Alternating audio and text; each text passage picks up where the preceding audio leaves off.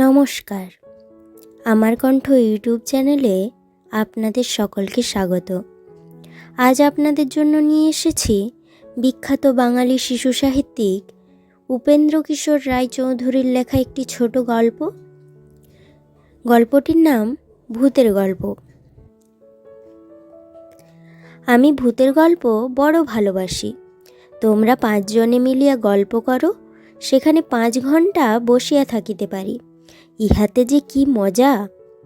একটা শুনিলে আর একটা শুনিতে ইচ্ছা করে, 2টা শুনিলে একটা কথা কহিতে ইচ্ছা করে। গল্প শেষ হইয়া গেলে একাকী ঘরের বাহিরে যাইতে ইচ্ছে হয় না। তোমাদের মধ্যে আমার মতন কেহ আছো কি না জানি না, বোধহয় আছে। তাই আজ তোমাদের কাছে একটা গল্প বলি। গল্পটা একখানি ইংরেজি কাগজে পড়িয়াছি। তোমাদের সুবিধার জন্য ইংরেজি নামগুলো বদল করিয়া দিতে ইচ্ছা ছিল, কিন্তু গল্পটি পড়িলেই বুঝিতে পারিবে যে শুধু নাম বদলালে কাজ চলিবে না। সুতরাং ঠিক যেরূপ পড়িয়াছি প্রায় সেইরূপ অনুবাদ করিয়া দেওয়াই ভালো বোধ হইতেছে। স্কটল্যান্ডের ম্যাপটার দিকে একবার চাহিয়া দেখিলে বাঁ ধারে ছোট ছোট দ্বীপ দেখিতে পাইবে। তাহার উপরেরটির নাম নর্থ ইস্ট, নিচেরটির নাম সাউথ ইস্ট। এর মাঝামাঝি ছোট ছোট আর কতগুলি দ্বীপ দেখা যায়। এ সেকালের কথা, তখন স্টিম ইঞ্জিনও ছিল না, টেলিগ্রাফও ছিল না। আমার ঠাকুরদাদা তখন এর একটি দ্বীপে স্কুলে মাস্টারি করতেন। সেখানে লোক বড় বেশি ছিল না। তাদের কাজের মধ্যে কেবলমাত্র মেষ চড়ানো আর কষ্টে সৃষ্টে কোনো মতে দিন চলার মতো কিছু শস্য উৎপাদন করা। সেখানকার মাটি বড় খারাপ, তারই একটু একটু সকলে ভাগ করিয়া নেয় আর জমিদারকে খাজনা দেয়। এরা বেশ সাহসী লোক ছিল, আর ওই রকম কষ্টে থাকিয়া এবং সামান্য খাইয়াও বেশ এক প্রকার সুখে স্বাচ্ছন্দ্যে কাল কাটাইত। এই দ্বীপে অ্যালান ক্যামেরন নামে একজন লোক ছিলেন। তাহার বাড়ি গাঁ থেকে প্রায় 1 মাইল দূরে। অ্যালানের সঙ্গে মাস্টার মহাশয়ের বড় ভাব। তার কাছে তিনি কত রকমের মজার গল্প বলিতেন। হঠাৎ একদিন ক্যামেরন বড় পীড়িত হইলেন, আর কিছুদিন পরে তাহার মৃত্যু হইল। তাহার কেউ আপনার লোক ছিল না, সুতরাং তাহার বিষয় সমস্ত বিক্রি হইয়া গেল। তার বাড়িটা কেহই কিনিতে চাহিল না বলিয়া তাহা অমনি খালি পড়িয়া রহিল। এর কয়েক মাস পরে একদিন জ্যোৎস্না রাত্রিতে ডোনাল্ড ম্যাকলিন বলিয়া একটি রাখাল ওই বাড়ির পাশ দিয়া যাইতেছিল। হঠাৎ জানালার দিকে তাহার দৃষ্টি পড়িল, আর সে ঘরের ভিতরে অ্যালান ক্যামেরনের ছায়া দেখিতে পাইল।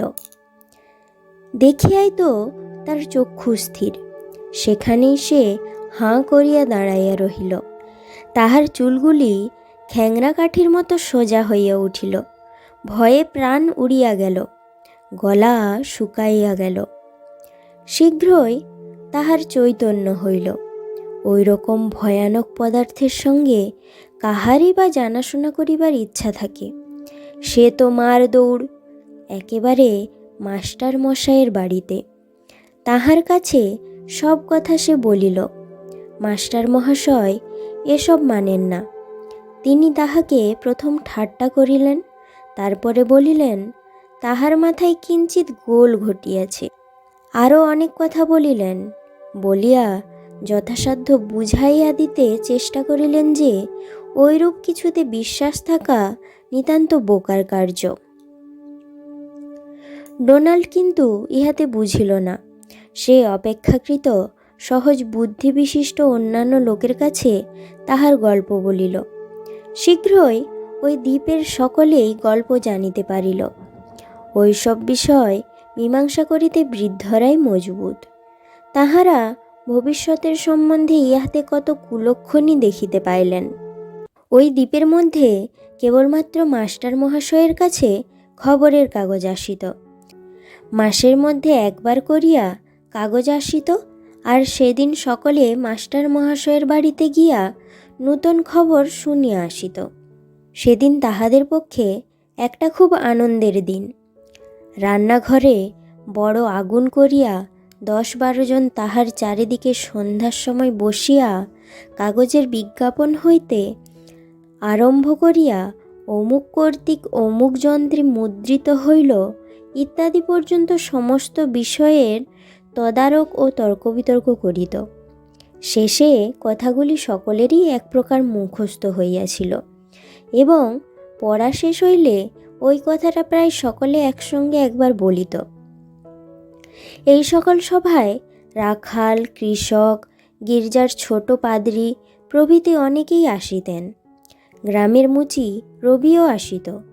রবি ভয়ানক নাছোড়বান্দা লোক। একটি কথা উঠিলে তাহাকে একবার আচ্ছা করিয়া না ঘাঁটিলে সহজে ছাড়িবে না। ডোনাল্ড ম্যাকলিনের ওই ঘটনার কয়েক সপ্তাহ পরে একদিন সকলে ঐরূপ সভা করিয়া বসিয়াছে। মাস্টার মহাশয় চেঁচাইয়া তর্জমা করিতেছেন। এমন সময় একজন আসিয়া বলিল যে, অ্যালান ক্যামেরনের ছায়া আবার দেখা গিয়াছে। এবারে একজন স্ত্রীলোক দেখিয়াছে। ওই রাখাল যে স্থানে যেভাবে উহাকে দেখিয়াছিল, এও ঠিক সেই রকম দেখিয়াছে। এরপর আর পড়া চলে কি করিয়া? মাস্টার মহাশয় চটিয়া গেলেন এবং ঠাট্টা করিতে লাগিলেন। রবি তৎক্ষণাৎ তাহার প্রতিবাদ করিল। রবি কোনো কথাই ঠিক মানে না। এবারেও মাস্টার মহাশয়ের কথাগুলি মানিতে পারিল না। প্রচণ্ড তর্ক উপস্থিত। ভূতের কথা লইয়া সাধারণভাবে এবং ক্যামেরনের ভূতের বিষয়ে বিশেষভাবে বিচার চলিতে লাগিল, আর সকলে বেশ মজা পাইতে লাগিলেন। কিন্তু রবির মেজাজ গরম হইয়া উঠিল। সে বলিল, দেখো মাস্টারের পো, যতই কেন বলো না, আমি এক জোড়া নতুন বুট হারব। তোমার সাধ্যি নেই আজ দুপুর রেতে ওখান থেকে গিয়ে দেখে আসার। সকলে করতালি দিয়া উঠিল।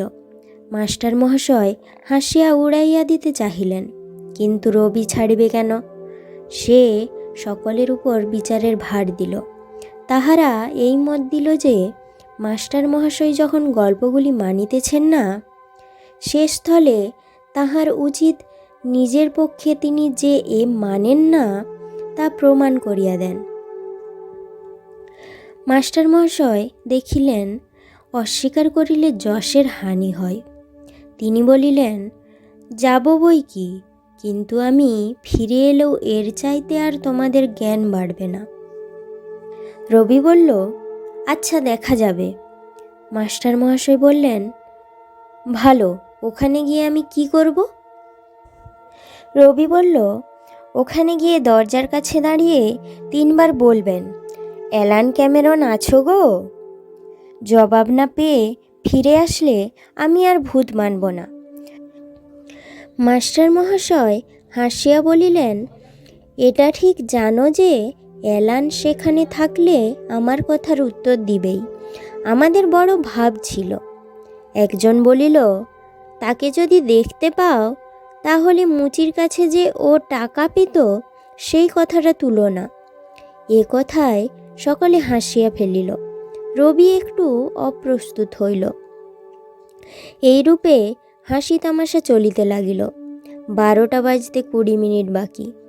তুমি এখন গেলে ভালো হয়, তাহলেই ঠিক ভূতের সময়টাতে পৌঁছতে পারবে। বেশ করিয়া কাপড় চোপড় জড়াইয়া মাস্টার মহাশয় যষ্ঠী হস্তে সেই বাড়ির দিকে চলিলেন। মাস্টারের যাইবার সময়ে সকলেই 2-1টি খোঁচা দিয়া দিল এবং স্থির করিল ফলটা কি হয় দেখিয়া যাইবে। রাত্রি অন্ধকার। এতক্ষণ বেশ জ্যোৎস্না ছিল, কিন্তু এক্ষুনি মেঘ আসিয়া চাঁদকে ঢাকিয়া ফেলিতেছে।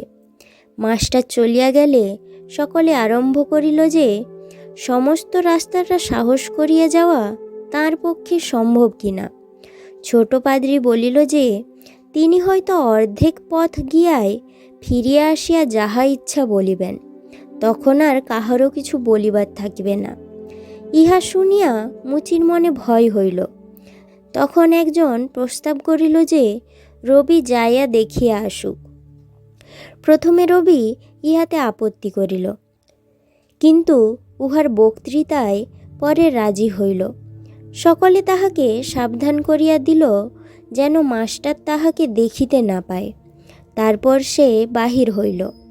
খুব চলিতে পারিত এই গুণে শীঘ্রই সে মাস্টারকে দেখিতে পাইল। রবি একটু দূরে দূরে থাকিতে লাগিল। রাস্তাটা একটা জলা জায়গার মধ্যে দিয়া, একটিও গাছপালা নাই যে মাস্টার ফিরিয়া চাহিলে তাহার আড়ালে থাকিয়া বাঁচিবে।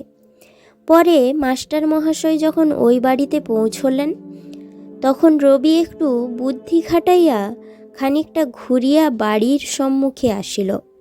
সেখানে একটু নিচু বেড়া ছিল, তাহার আড়ালে শুইয়া পড়িল। সে অবস্থায় দূতের কার্য করিতে যাইয়া তাহার অন্তরটা গুড়গুড় করিতে লাগিল। মাস্টার মহাশয় ছিলেন বলিয়া, নইলে সে এতক্ষণ চেঁচাইয়া ফেলিত। কষ্টে সৃষ্টে কোনো মতে প্রাণটা হাতে করিয়া দেখিতেছে কি হয়। মনে করিয়াছে মাস্টার মহাশয় যেরূপ ব্যবহার করেন তাহা দেখা হইয়া গেলেই সে বাহির হইবে। গ্রামের গির্জার ঘড়িতে 12টা বাজিল। সে বেড়ার ছিদ্র চাহিয়া দেখিল যে মাস্টার মহাশয় নির্ভয়ে দরজার সম্মুখে আসিয়া দাঁড়াইয়াছেন। মাস্টার মহাশয় গলা পরিষ্কার করিলেন এবং একটু শুষ্ক স্বরে বলিলেন, অ্যালান ক্যামেরন আছো গো? কোনো উত্তর নাই। 2-1 পা পশ্চাতে সরিয়া একটু আস্তে আবার বলিলেন, অ্যালান ক্যামেরন আছো গো? কোনো উত্তর নাই। তারপর বাড়িতে আসিবার রাস্তাটির মাথা পর্যন্ত হাঁটিয়া গিয়া থতমত স্বরে অর্ধ চিৎকার অর্ধ আহ্বানের মতো করিয়া 3য়বার বলিলেন, অ্যালান ক্যামেরন আছো গো? তারপর আর উত্তরের অপেক্ষা নাই। শটান চম্পট! কি সর্বনাশ! কোথায় মাস্টারের সঙ্গে বাড়ি যাইবে, মাস্টার যে একই করিয়া ফেলিলেন, মুচি বেচারির আর আতঙ্কের সীমা নাই। তবে বুঝি ভূত এলো? আর থাকিতে পারিল না। এই সময়ে তার মনে যে ভয় হইয়াছিল, তারই উপযুক্ত ভয়ানক গোঁ গোঁ শব্দ করিতে করিতে সে মাস্টার মহাশয়ের পেছনে ছুটিতে লাগিল। সেই ভয়ানক চিৎকারের শব্দ মাস্টার মহাশয় শুনিতে পাইলেন। পশ্চাতে এক প্রকার শব্দও শুনিতে পাইলেন। আর কি, ওই অ্যালান ক্যামেরন! ভয়ে আরও 10 গুণ দৌড়তে লাগিলেন। রবি বেচারা দেখিল বড় বিপদ, ফেলিয়াই বুঝি গেল। কি করে তারও প্রাণপণ চেষ্টা। মাস্টার মহাশয় দেখিলেন আসিয়া প্রায় ধরিয়াই ফেলিল। তাহার যে আর রক্ষা নাই, তখন তিনি সাহস ভর করিলেন। খুব শক্ত করিয়া লাঠি ধরিয়া সেই কল্পিত ভূতের মস্তকে সপাটে সাংঘাতিক এক ঘা। তারপর সেটাও যেন কোথায় অন্ধকারে অদৃশ্য হইল। ভূতটা যাওয়াতে এখন একটু সাহস আসিল, কিন্তু তথাপি যতক্ষণ গ্রামের আলোক না দেখা গেল ততক্ষণ থামিলেন না। গ্রামে প্রবেশ করিবার পূর্বে সাবধানে ঘাম মুছিয়া ঠান্ডা হইয়া লইলেন। মনটা যখন নির্ভয় হইল তখন ঘরে গেলেন। যেন বিশেষ একটা কিছু হয় নাই। অনেক কথা তাহাকে জিজ্ঞাসা করা হইল। তিনি সকলগুলিরই উত্তরে বলিলেন, ওই আমি যা বলেছিলাম, ভূত ট্রুত কিছুই তো দেখতে পেলাম না। এরপর মুচির জন্য সকলে অপেক্ষা করিতে লাগিল। মাস্টারকে তাহারা বলিল যে সে স্থানান্তরে গিয়াছে, শীঘ্রই ফিরিয়া আসিবে। 8 ঘণ্টা হইয়া গেল, তবু মুচি আসে না। সকলে মুখ চাওয়াচাওয়ি করিতে লাগিল, চিন্তা বাড়িতে লাগিল। ক্রমে 1টা বাজিল। তারপর আর থাকিতে পারিল না। মুচির অনুপস্থিতির কারণ তাহারা মাস্টার মহাশয়কে বলিয়া ফেলিল। মাস্টার মহাশয় শুনিয়া চিৎকার করিয়া উঠিলেন। লাফাইয়া উঠিয়া লণ্ঠন হাতে করিয়া দৌড়াইয়া বাহির হইলেন। এবং সকলকে পশ্চাতে আসিতে বলিয়া দৌড়িয়া চলিলেন। সকলেরই বিশ্বাস হইল মাস্টার মহাশয়ের বুদ্ধিশুদ্ধি লোপ পাইয়াছে। হইচই কাণ্ড। সকলে জিজ্ঞাসা করে, ব্যাপারটা কি? তাড়াতাড়ি ঘরের বাহিরে আসিয়া তাহারা মাস্টারকে দাঁড়াইতে বলিতে লাগিল।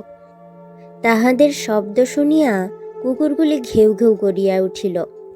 কুকুরের গোলমালে গাঁয়ের লোক জাগিয়া উঠিল। সকলে জিজ্ঞাসা করে, ব্যাপারখানা কি? এই সময়ে মাস্টার মহাশয় জলার মধ্য দিয়ে দৌড়াচ্ছেন। মাথা ঘুরিয়া গিয়াছে। কেবল পুলিশ, ম্যাজিস্ট্রেট, জুরি ইত্যাদি ভয়ানক বিষয় মনে হইতেছে। তাহার লণ্ঠনের আলো দেখিয়া অন্যেরা তাহার পশ্চাতে আসিতেছে। সকলে তাহার কাছে আসিয়া তাহাকে ধরিল এবং ইহার কারণ জিজ্ঞাসা করিতে লাগিল। মাস্টার মহাশয়ের উত্তর দিবার পূর্বেই সেই মাঠের মধ্য হইতে গালি এবং কোকানি মিশ্রিত এক প্রকার শব্দ শোনা যাইতে লাগিল। কিছু দূরে গিয়া দেখা গেল একটা লোক জলার ধারে বসিয়া আছে। লণ্ঠনের সাহায্যে নির্ধারিত হইল যে এ আর কেহ নহে, আমাদের সেই মুচি। সেইখানে বেচারা দুই হাতে মাথা চাপিয়া বসিয়া আছে, আর তাহাদের মাস্টার মশাইয়ের উদ্দেশ্যে গালাগালি করিতেছে। তাহার নিকট হইতে সকলে সমস্ত শুনিল। শেষে অনুসন্ধানে জানা গেল যে ওই বাড়ির জানালার ঠিক সম্মুখে একটা ছোট গাছ ছিল। তাহারই ছায়া চন্দ্রের আলোকে দেয়ালে পড়িত। আশ্চর্যের বিষয় এই যে সেই ছায়ার আকৃতি দেখিতে ঠিক ক্যামেরনের মুখের মতো। সেদিন চন্দ্র ছিল না। মাস্টার মহাশয় সেই ছায়া দেখিতে পান নাই। ধন্যবাদ। আশা করি গল্পটি ভালো লেগেছে। এই রকম আরও ভালো ভালো বাংলা গল্প শুনতে আমার কণ্ঠ চ্যানেলটি সাবস্ক্রাইব করুন।